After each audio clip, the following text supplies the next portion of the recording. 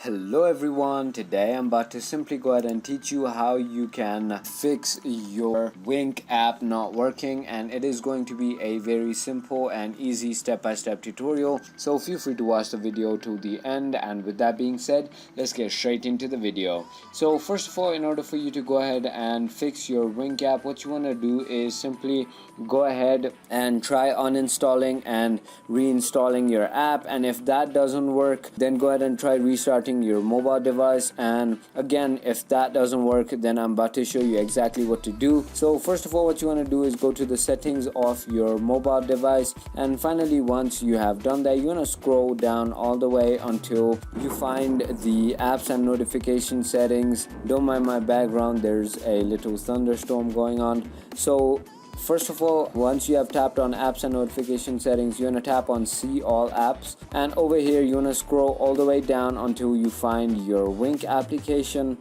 And finally, once you have found your Wink application, what you want to do is you want to tap on it, and over here you can simply force stop your application and then try restarting your phone. And then if that doesn't work, go to storage and cache, and then simply clear your cache, which is going to delete all the temporary files that your app might not need, and then clear your storage, which is going to basically delete all the user data. And now go ahead and try opening your app, and it should work. So if you thought this video was informational, feel free to hit that subscribe button, hit that like button, and comment down below what video you want me to do next, and if this worked out for you. And with that being said, thank you for watching.